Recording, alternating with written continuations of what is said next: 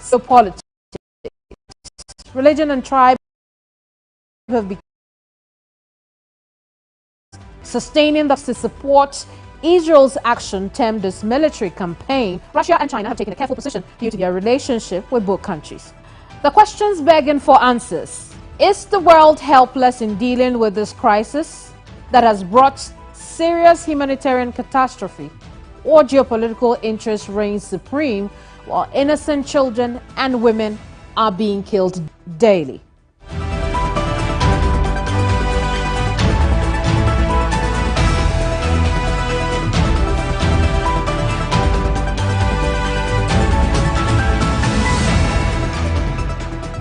Our guest today has stated her country must win the war in Gaza.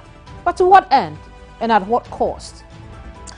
This week, my guest on Hot Issues is Israeli Ambassador to Ghana, Shlomit Sufa. You're welcome to Hot Issues. Thank you very much. Let's start off from where we are now, and I'd ask, why is Israel continually bombarding Gaza and killing innocent civilians? Israel is at war with Hamas.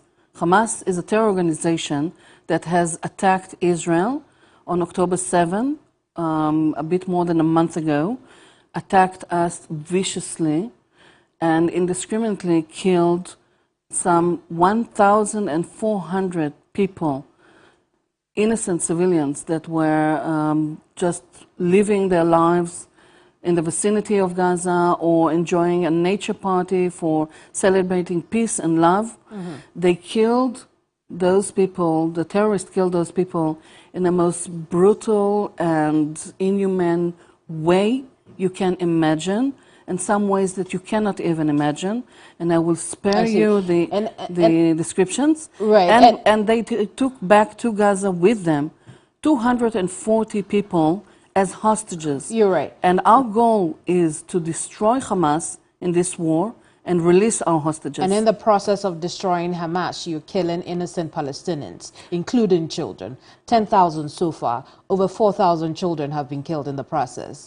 In the process of destroying Hamas, we have to operate in a manner that is according to international law, to the laws of armed conflict, and we are being very careful about what targets we hit and how, whereas Hamas is using its own civilians, its own population as human shields and trying to operate as much as they can from amongst mosques, schools, hospitals, in order to have them, in contrary to international law, but Israel hasn't held back. Israel hasn't held back, knowing that, you know, the missiles that are flying over Gaza will kill innocent children. You haven't held back. That surely is not in it's in contravention of a number of international laws, isn't it? Let me be very clear.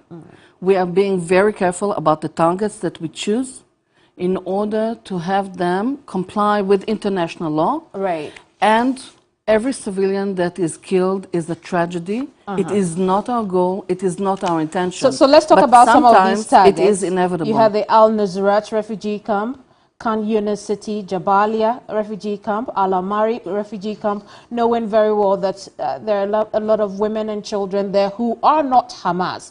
Israel still fired at these refugee camps. Israel is firing at Hamas targets, and we are calling on civilians to clear the area of the fire. Hamas is everywhere.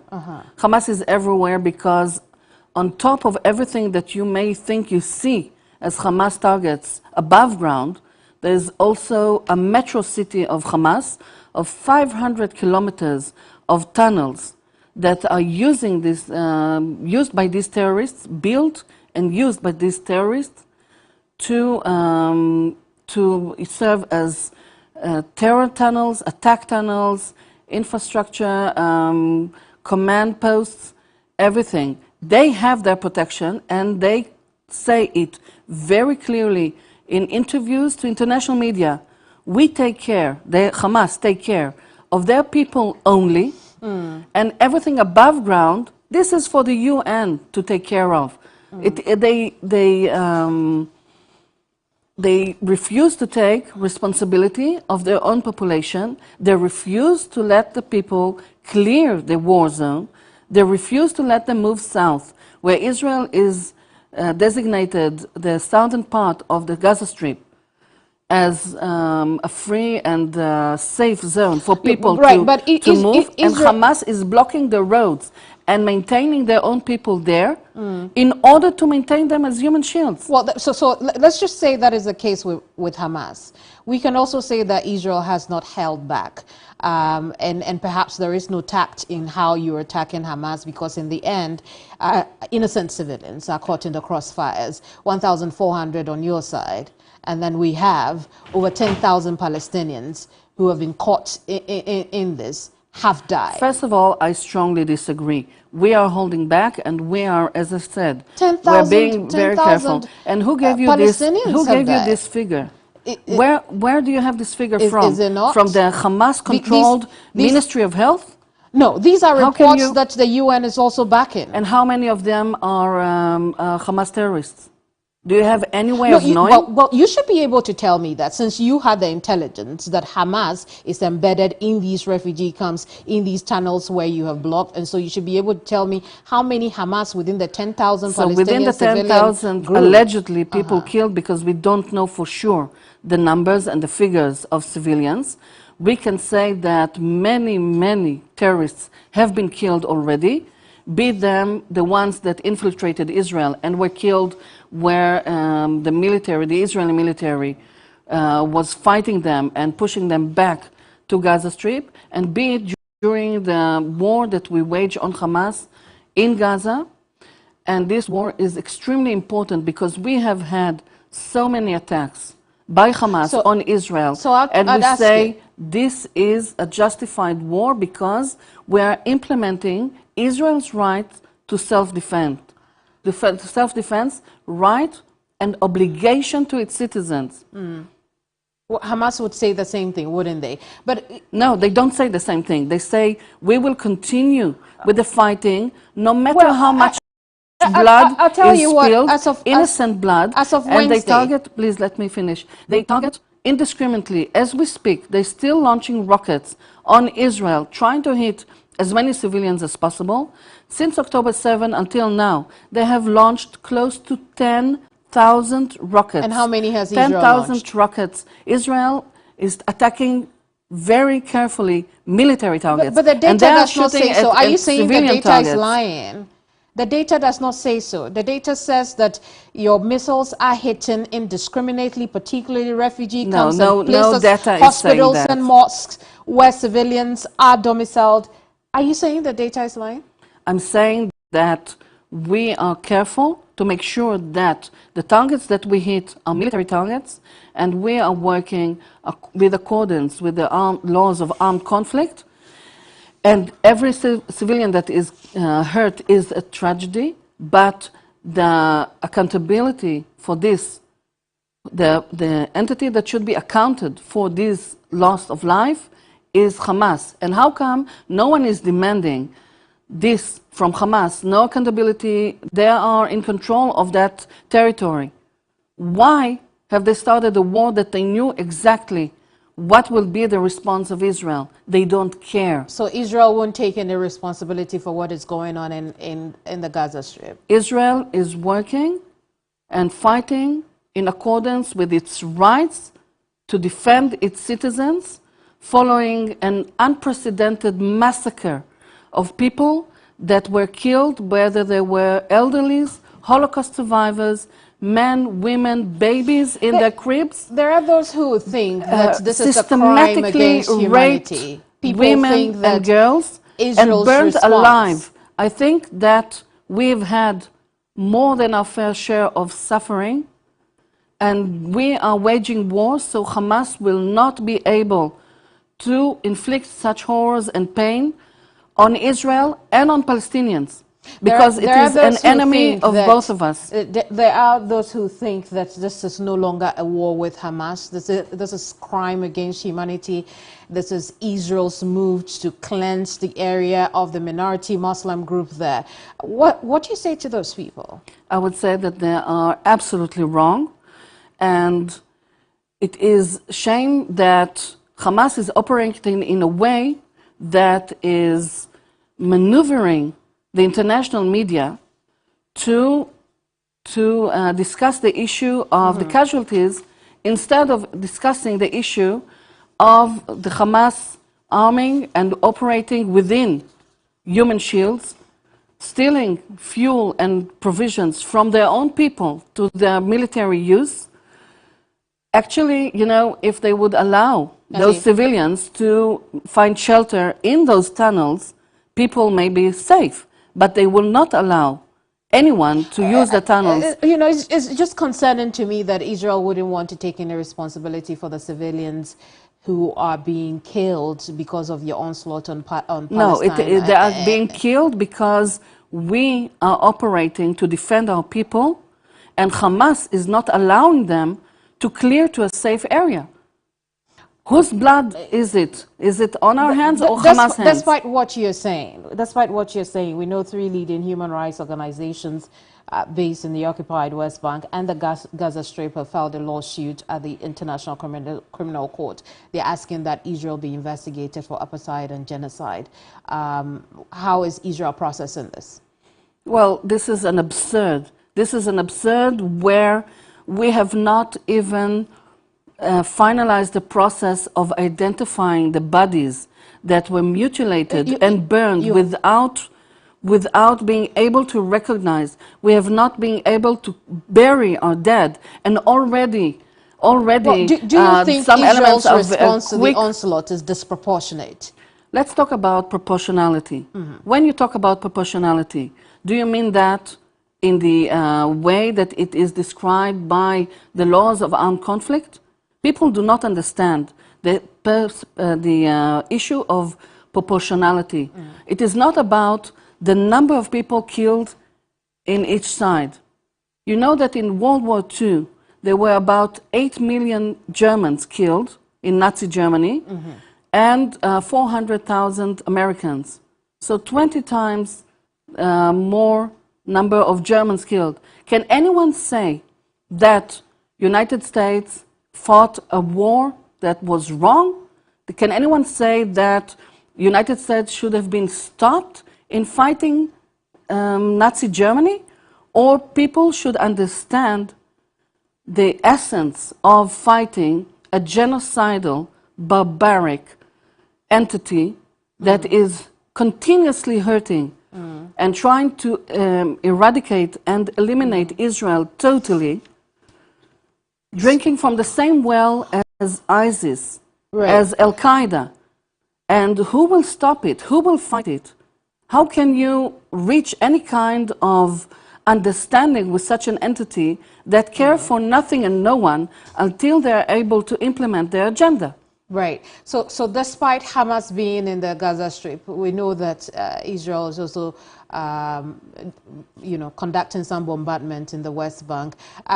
Why is that? Why are you on an onslaught also on the West Bank side? There are terrorist cells in the West Bank, and we are fighting against them because they are committing terrorist acts or trying to commit terrorist attacks against Israel. And we are not bombarding. These are Hamas and other extreme Islamic groups, such as the Palestinian Islamic Jihad, which operates both in the Gaza Strip and in the West Bank. And Israel is defending itself. It would seem Israel is at war with all of its Islamic neighbors.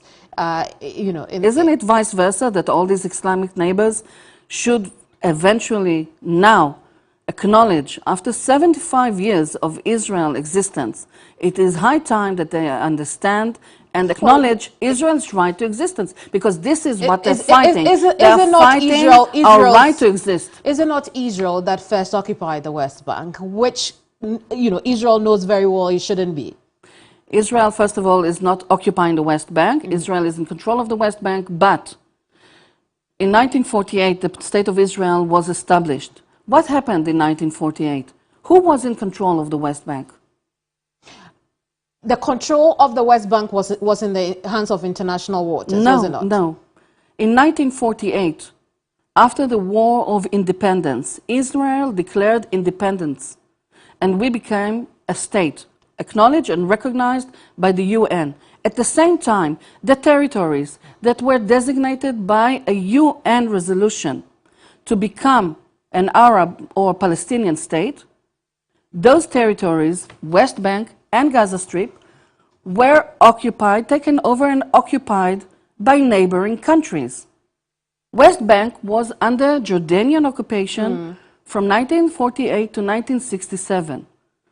The West Bank, we had a war in 1967, and we pushed the Jordanians out. We never annexed the West Bank, and it is under Israeli security control, but we are not occupiers. And if a claim of occupying... Is that not what is happening in the West Bank now? The fact that Israel is illegally occupying it, the UN has said time without number that occupation is illegal. We're saying that these territories, the status is disputed because actually they never belonged to an independent state of Palestinians. But at the same time, we have to focus that this fight that we have with Hamas, we should not be diverted from this. Hamas is not part of the equation. Hamas is not about establishing a Palestinian state. Hamas is about destroying the state of Israel. They're not fighting for Palestinian rights. They're fighting to have as many Palestinians killed. Do you think that Israel is living up to the expectation of the declaration that brought them to the Palestinian area? I'm sorry, I don't understand the question. I'm asking, is Israel living up to the declaration, the Balfour Declaration that brought the Jewish people who were being persecuted at the time to the Palestinian area? The Jews in diaspora were there in diaspora for 2,000 years. And for 2,000 years, they yearned and prayed every day to go back to their homeland. At the turn of the 19th century, Jews started returning to their homeland, to Israel. Well, Jews didn't just start returning. It was an agreement it was way before, it was decades before this Balfour Declaration was given. Decades before that, Jews started returning to their homeland, inspired by nationalistic movements. Was there a homeland, or that homeland was created out of the Balfour Declaration? It wasn't a homeland in the Ottoman Empire for Jewish people, was there? No, there was not. There was constant occupation of that territory, but by different empires throughout the 2 millennia, be it the Greek and the Roman, and later on the Mamluk and the Ottoman eventually, and the Turk. And then it was the Turkish Empire was dismantled at the end of World War I, and the territory of Israel was given to the British to control until the people of the region could establish independent states. Well, when, you know, and I'm going to read from that letter from Arthur Balfour during that declaration in 1970. This is exactly what the letter says. It says that His Majesty's government view with favor the establishment in Palestine of a national home for the Jewish people, and will use their best endeavors to facilitate the achievement of this object. It being clearly understood that nothing shall be done which may prejudice the civil and religious rights of existing non-Jewish communities in Palestine. Right now, you're not doing that. Israel right now, we are more than 100 years past that time, and right now, we are fighting a war against an ISIS-like entity, terror entity, that has nothing to do with Palestinian rights, has nothing to do with 2 states for 2 people, has nothing to do with all that. This entity is a terror entity, and it has to be destroyed in order for our region to have any kind of future. And beyond that, it needs to be destroyed so other such entities be them in the Middle East, be them in Africa, in the Sahel, be them anywhere around the world, such entities that are of extreme Islam will see that the international community, allow me please to finish, they will see that the international community is supporting a fight of humanity against inhumanity, of light against darkness. Humanity being Israel and inhumanity being an entity that sends its terrorists what do you think the Palestinian civilians will systematically rape and burn alive women and girls that are holding 240 hostages, some of them babies. We're talking about 10 of these hostages under the age of 5. What kind of entity, how would you describe them? Your Excellency, the way you're describing Hamas's onslaught, or rather attack on October 7th, carnage. I think the word is carnage. You know, that description also goes for what is happening in Palestine at the moment at the hands of Israel's military, wouldn't you say? Because talk to me about this base, because the babies of Israel are not more important than the babies of Palestine, and over 4,000 of them have died. And you're telling me, the consequences because you want to go after Hamas? No, I'm saying that Hamas should be asked these questions. Why do you not protect your babies? Not Israel, that is defending its citizens and doing its utmost to defend the Palestinian civilians, should not be asked these questions, but rather Hamas should be asked these questions. Why don't you do the minimal thing to protect your civilians, but rather have them killed or injured and hurt in a war that is justified and completely justifiable? So I mean, Israel... But these questions are not addressed to Hamas. Hamas is manipulating the media to focus on the Israeli side, whereas it is achieving its goals because no one demands any accountability from them. I would think that Israel has had more support across the world than Hamas. What people are condemning is the onslaught of innocent Palestinians, civilians in this war, and Israel doesn't seem to care about that. Israel, as I said before a couple of times, every civilian that is killed is a tragedy, and this is not our goal, not our intention. But sometimes... But you can't stop. But we cannot stop until we defeat Hamas and release our hostages, because if you stop now... What does defeating Hamas look like? If we are called to stop now, this will only allow Hamas to rearm, regroup, and continue the violence, and it will only set the timer, as we've seen time and again, it will only reset the timer for the next war with Hamas. There will be nothing good that will come out of a ceasefire. So two things I want us to look at before we move to other parts of this conversation. You have constantly talked about how Hamas is also not giving up, but we know that the deputy Hamas chief Saleh al-Aruri gave a televised address on Wednesday. Here are a few things that he talked about. He says that they will ensure the freedom and independence of their people, which begins with the freedom of political prisoners. Will Israel release these political prisoners? We don't have political prisoners. You don't? No. Political prisoners of Hamas? No. Oh, but the figures would say that since the war began, you have doubled those numbers. 5,200 before the war, and then 10,000 now. 4,000 laborers were, arrested arbitrarily in Israel. They are political prisoners of Israel, aren't they? We don't have political prisoners. We have terrorists that either committed violence and terrorism or were planning to commit violence and terrorism. And they have been sentenced and put to prison. We do not have political prisoners. What is the definition of terrorism? I just told you that 4,000 laborers working in Israel were rounded up arbitrarily. All these 4,000 people are also, When you are in a state of war, you are protecting yourself and you are taking some emergency measures, and these were under these actions were done under emergency measures, but they will be or have been released in the earliest possible time. But when you are at war and you have citizens of your enemy in your territory, what do you do with it? I see. You know, if you're at war, God forbid, with one of your neighboring countries, and you have a community. Is that why there are reports that the IDF is arbitrarily killing and brutalizing Palestinians? I absolutely reject these claims.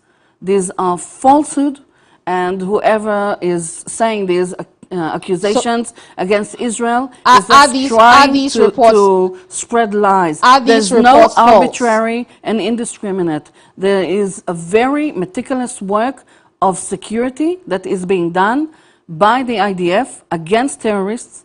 And unfortunately, there are terrorists both in the West Bank as well. But Israel is being very careful, and IDF, like other entities in Israel, are all responsible and accountable to Israeli law and international law.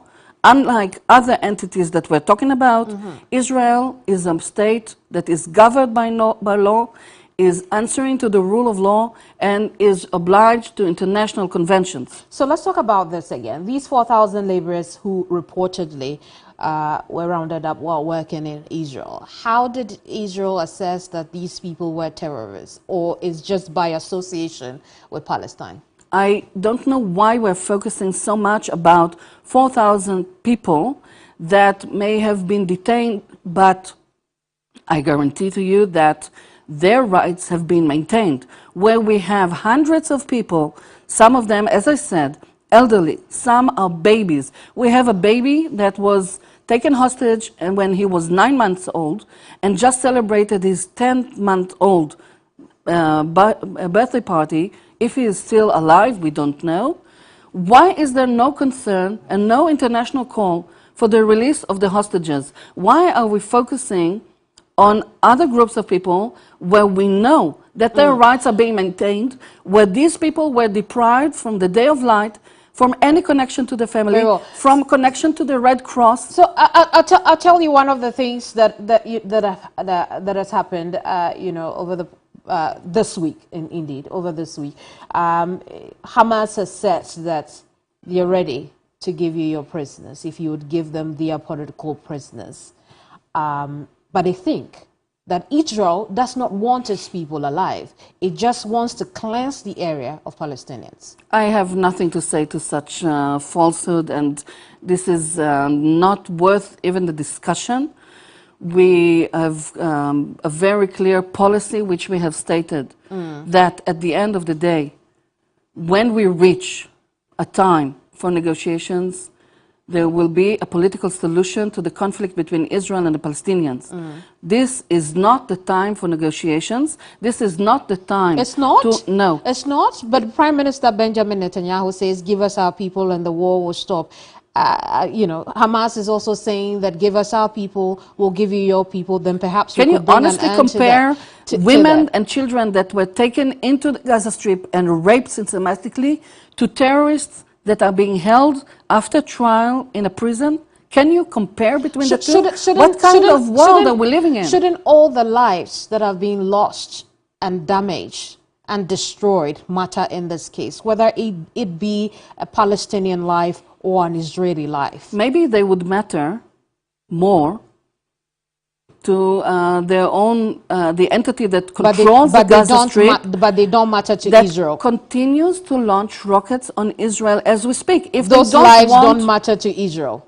Well, I guess the discussion has been the fact that all the lives matter, and the brutal response from Israel is killing more lives than we would ever imagine. Does that cross Israeli minds? Israel, again, we're trying to minimize the hurt and the suffering of the civilians. And Your Excellency, I'm just saying that operating hasn't happened. Such a small territory, Israel, where you have Israel more would than 2 have million to convince people. us a bit more that it's caring about the civilians in Palestine as it pursues Hamas. It hasn't been able to convince us that. But I tell you this, we know that the Foreign Minister, Eli Cohen, who visited the European Parliament, has asked the European Parliament to exert pressure by all means on the murderous terrorist organization, Hamas in this case, to bring about the release of the abductees. My question to you is, what are those pressures that Israel is expecting Europe to apply to Hamas at this point?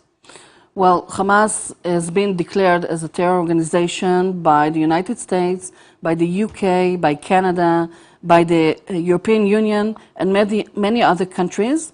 We expect each and every country to declare Hamas a terror organization. I think it's very clear and beyond any dispute as to the nature of this genocidal, ISIS-like entity.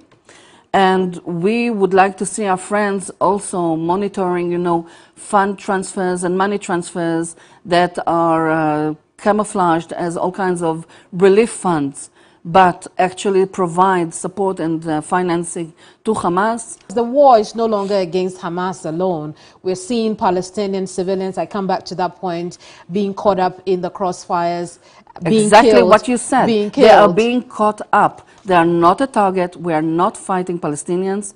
We're not fighting Muslims. We are fighting ISIS entity, which is an evil at our doorstep. So we come back to the point of Israel's response to the Hamas situation being disproportionate because of the civilians who are dying and are being killed daily. Every 24 hours we have high numbers of deaths in the Palestinian area, and when we look at the fact that Israel is still getting assistance from the U.S. We know that Congress has been discussing. And why is that? Why is Israel is getting so much support from the United States, from many European countries and others? Why are there so many visits of solidarity with Israel? This is disproportionate. It is killing Palestinian civilians. You're after Hamas, but you're killing Palestinian civilians, and it's time for something to change. It should stop, shouldn't it?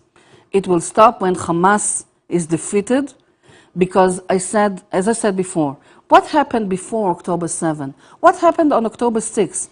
Did we have fighting there? Or did we have Palestinian people leaving Gaza Strip to have work permits and working in Israel? Hundreds of them hospitalized in Israeli hospitals, Israel providing support to the Gaza Strip, working on a program to allow Palestinian Authority to develop a gas field offshore Gaza, to provide more energy, more livelihood. Look like? And what happened then? We thought that on October 6th, we thought that if we provide and allow and support more livelihood, more stability, more income to people in Gaza, then Hamas would be interested in the welfare of these people. And it has proven the complete opposite.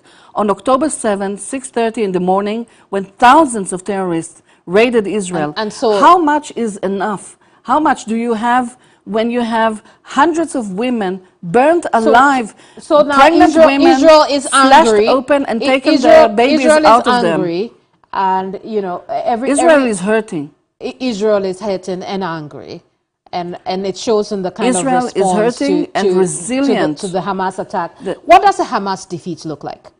Hamas defeat looks like where they have no longer military capabilities and they are incapable of ruling the Gaza Strip. And they are removed from power in the Gaza Strip, and they cannot fight Israel anymore. And it doesn't matter if all the civilians in Palestine go with them.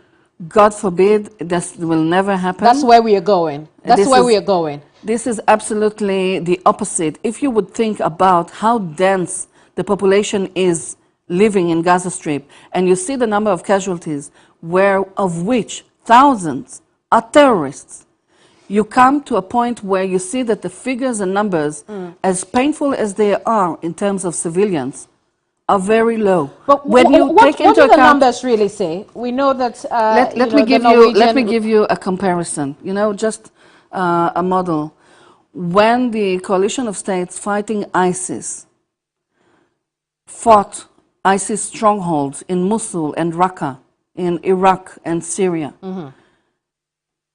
tens of thousands of civilians were killed in the overtake of Mosul, who was the ISIS stronghold. Did anyone, anywhere in the world, step out and called against it. Were there demonstrations? Were there rallies for the innocent lives that were destroyed? Tens of thousands of people in Gaza killed today. In Gaza today, in the battle against ISIS. 220,000 housing units have been damaged. Another 40,000 units have been destroyed or made uninhabitable. And who will pay for this? How much? I don't think that's where we are now. Who pays for it? Who pays for where it? we are now are the people who lived there, some of whom have died, and some who would never find another home anytime soon. And why is that? Why is that? Do you know how much is the net worth of Hamas leaders? Ismail Haniyeh, the leader of Hamas, can you guess his net worth in assets, properties, money? $5 billion. Does Israel see that Hamas not everybody who lives in the Gaza Strip is a terrorist? Do you see that? Absolutely. And this is why we take every precaution possible to avoid hurting uninvolved civilians. But this situation should be accountable for by Hamas and their leadership that care for nothing and no one, because their vision is of extreme Islam that would destroy anything and anyone along its path, including, by the way, when they raided Israel, they didn't stop at killing just Israelis. When they saw workers in the fields that were obviously Asian or African, they killed them or kidnapped them. Isn't Israel doing the same thing in the Gaza Strip? Absolutely not. They killed Muslims living, Arab communities living in Israel. There have been reports of arbitrary arrests. There have been reports of instant killing of Palestinians or people where they have come across in the Gaza Strip. The IDF has been reportedly doing that. Has it come to your notice? It is reports and accusations that are regularly used against Israeli forces, not true. Whatever they are doing or not doing, because those reports do not ever tell you about the dangers and the terror attacks that are being executed from within those buildings, from within those neighborhoods. How many Israelis lost their lives to terrorism? Does anyone stop to ask about the indiscriminate killing of Israelis? 20 years ago, Hamas was operating from within Jerusalem and the West Bank. They sent suicide bombers to explode in buses, in restaurants, leaving a carnage of dozens of bodies. What happened since then? What are we doing here? Israel will not stop until everybody in the Gaza Strip is gone? This is absolutely not what we're saying. Israel will not stop until we defeat Hamas. And this will be for the benefit of the Palestinians, will be for the benefit of Israelis, exercising their right for self-defense. This will be beneficial for such entities that are a threat in Africa. But at this rate, Israel will annihilate any ISIS-like every life entity in Israel, in the Gaza Strip, at this rate. Maybe you should talk about every life in Israel instead of every life in the Gaza Strip. Why did Hamas start a war they cannot win? Can anyone answer that? Is that where this has got to? You want to go after Hamas, that is a justification, we get that. Hamas came into Israel and in a carnage of 1,400 people killed. What more would you have us suffer in order to have us remove this evil from our doorstep? Where is this information coming from that Hamas is using its people as shield when it's Israel that is bombarding more hospitals, bombarding mosques, cutting off hospitals, and bombarding homes? When these hospitals are command posts for Hamas, they become legitimate target. But even then, we're being extremely careful and you say you of have how we operate. You're saying we have recordings? Irrefutable evidence, recording of Hamas operatives. We have pictures and footages taken by facilities on the ground. And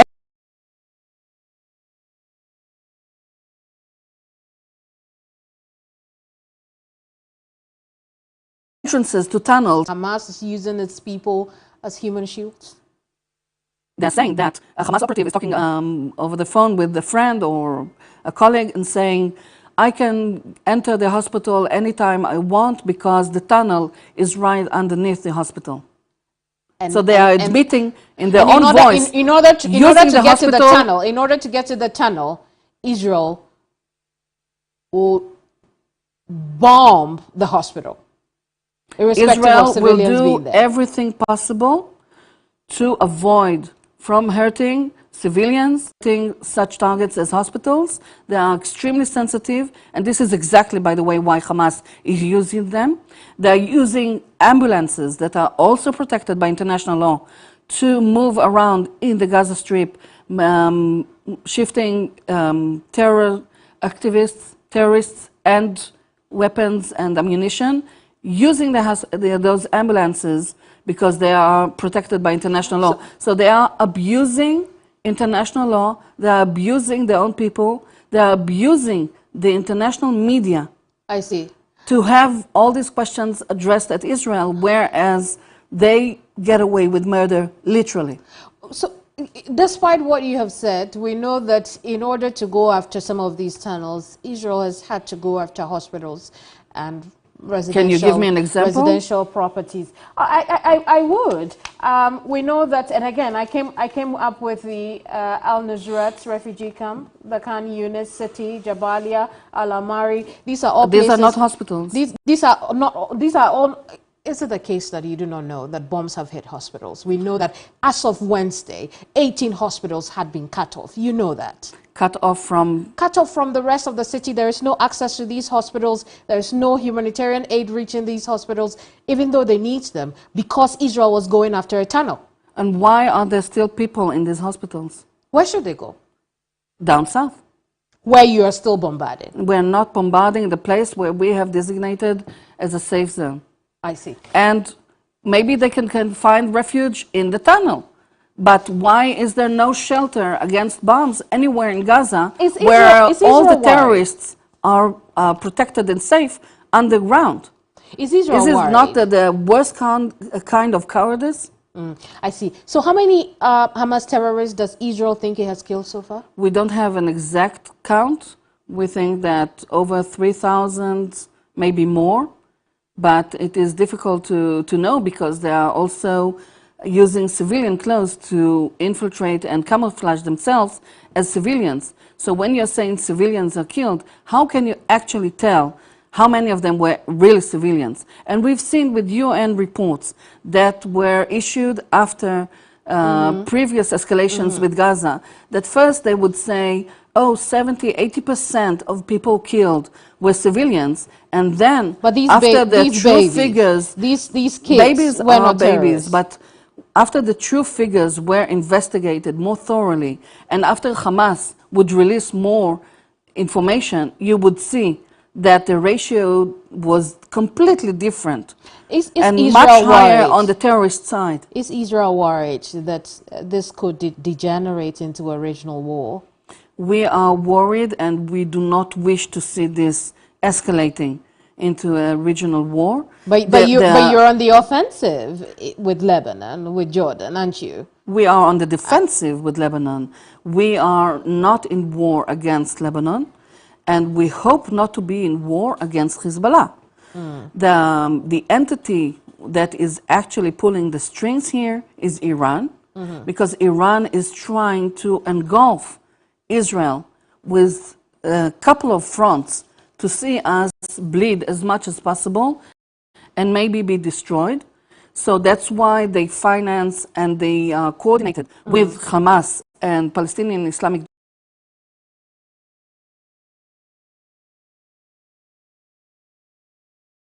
Jihad, PIJ, by the sum of approximately $1 billion per year.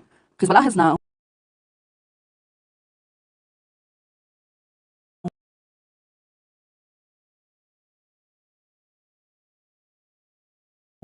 about one entire territory of Israel. This is much more than some regular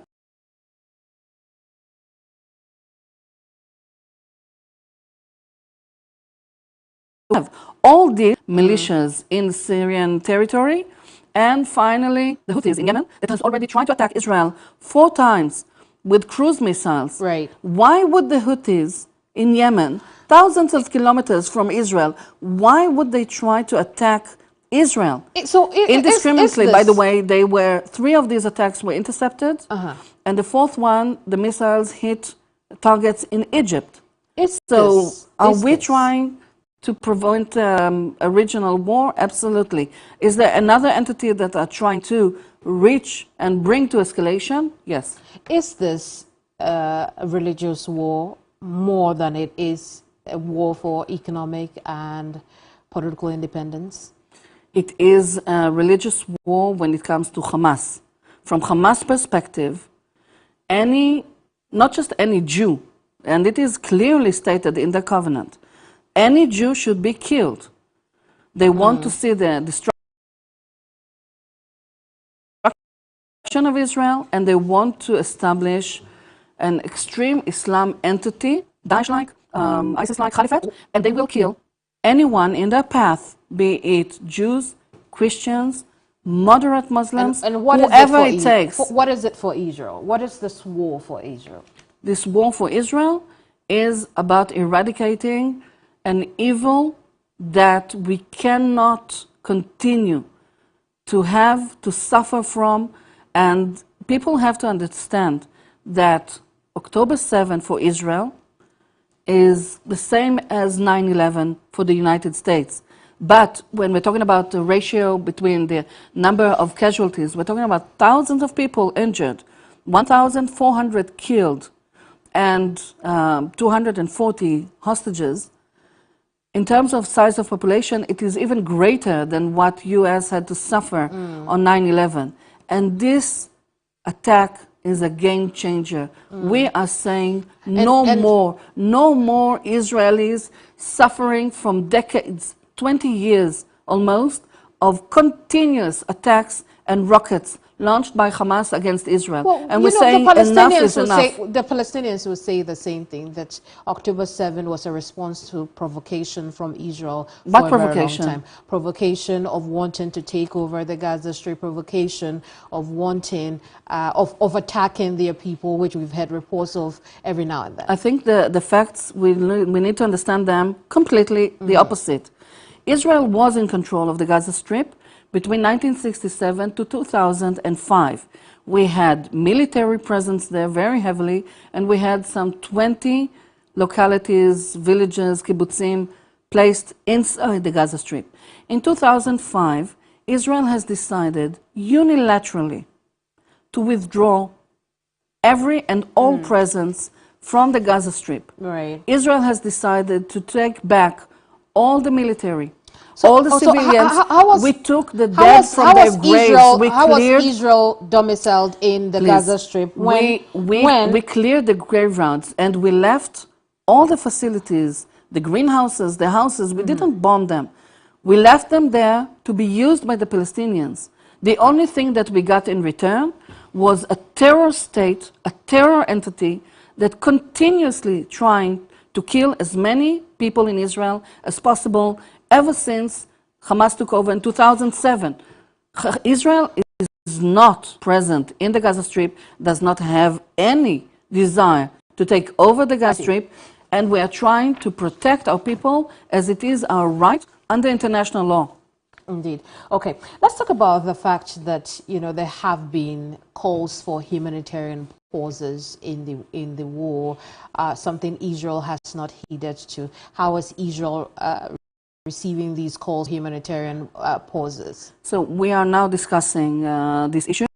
I believe we will be able to reach some humanitarian pauses, but in the meantime, there was a mechanism established between Israel, United States, and Egypt to allow more and more humanitarian support entering Gaza Strip. So we're talking about water, we're talking about medical supplies, food. We're not talking about fuel. You know why not?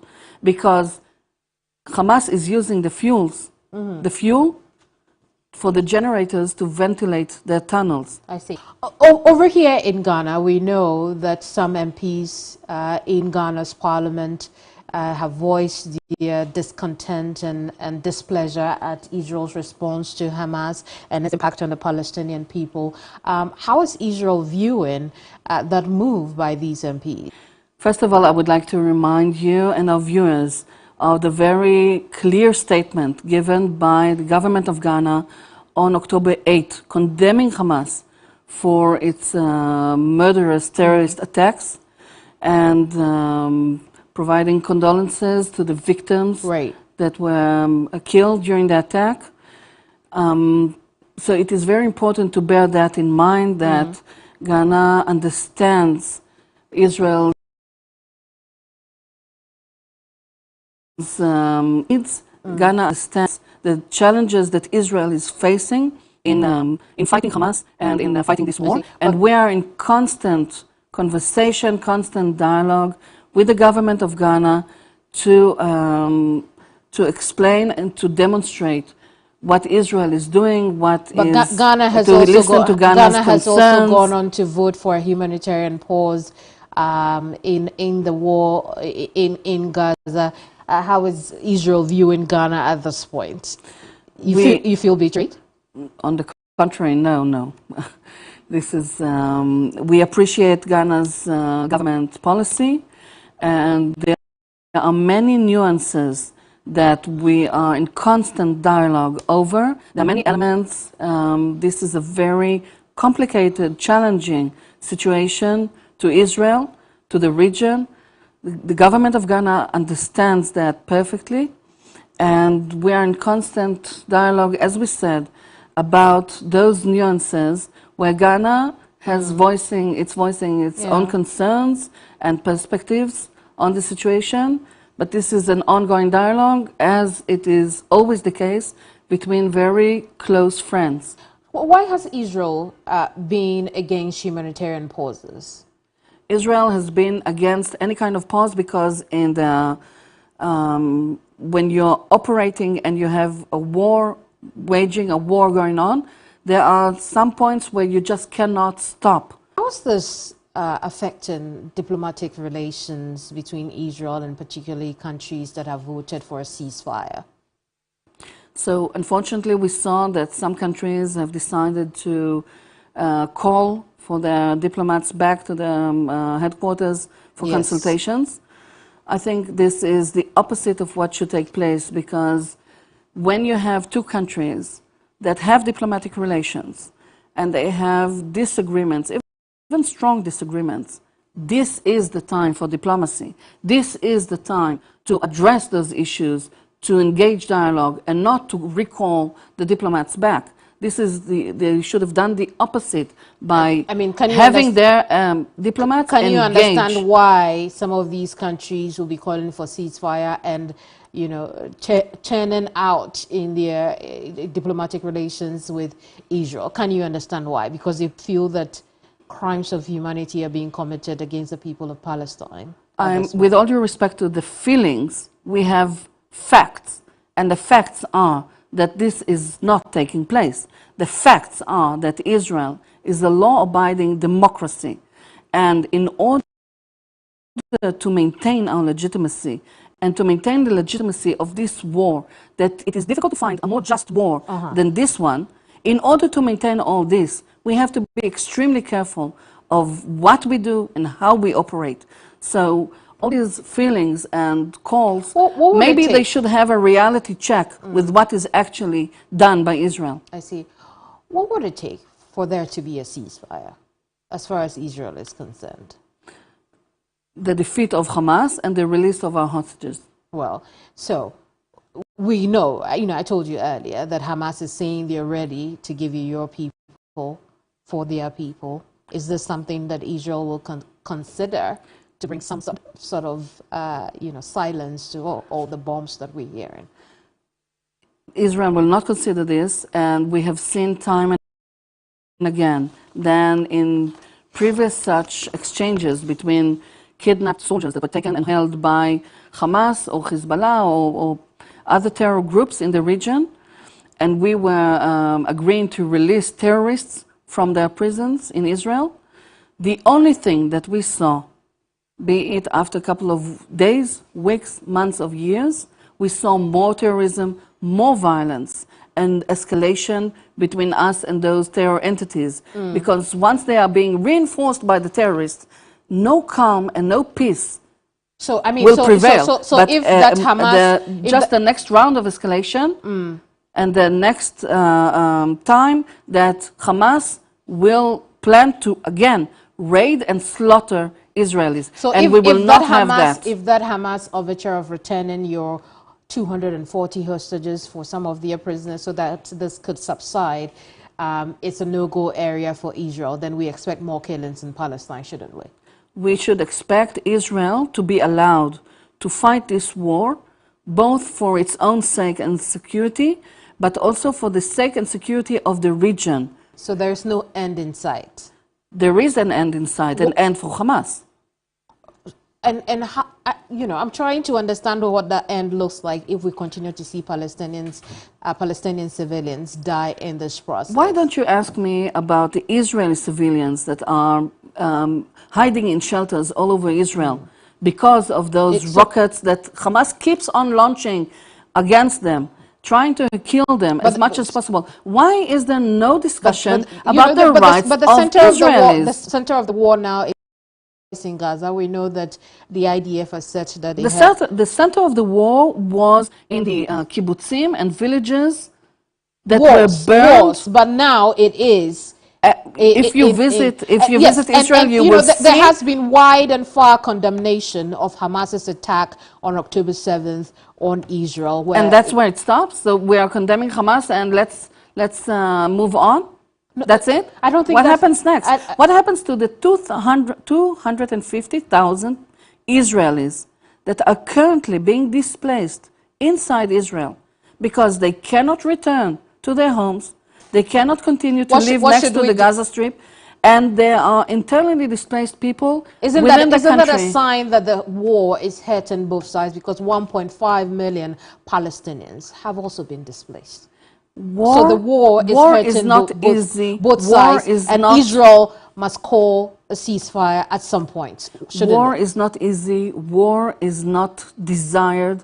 War is always the last resort. But we are now at our last resort. We are now in a place where the numbers and the nature, the abomination of these crimes that were committed against Israelis are of such scale that we have never had that number of Jews slaughtered in one day ever since the Holocaust. For more than 80 years, we have never seen such scale of a carnage against Jews. And we are now at the point where we say, never again is now. So this war also is, in part, is in fulfillment of the Torah? No, there's no relation to the Torah. Never again is what we said after the Holocaust. We said that we will not be exterminated. Not a little bit for Jerusalem? Not a little bit? It is about us refusing to be killed, refusing to be destroyed, refusing to be ignored for our own human rights, where you have tens of thousands and hundreds of thousands of people all over the world chanting, from the river to the sea, Palestine will be free.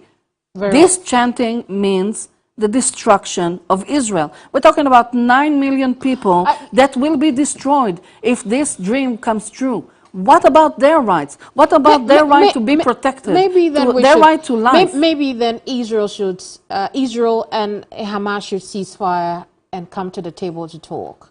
Wouldn't that save both lives, or wouldn't that save lives on both ends? If we were fighting ISIS, would you advise us to sit at the table with ISIS and negotiate? Negotiate a terror entity that would stop at nothing and no one, including their own people, to see us eradicated.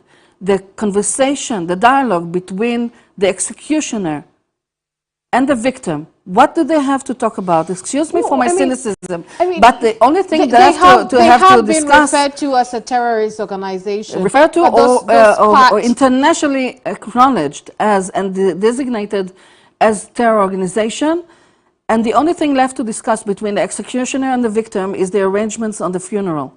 We will not discuss with Hamas and reach any kind of dialogue. It is impossible and unacceptable. Indeed. Thank you for coming, Shlomit. Thank you very much. Whatever the case is, we wish that an end comes to the situation there and Israeli people live peacefully in their land. Palestinians live peacefully in their land as well. I am Keminni Amanor. This has been Hot Issues. Bye-bye.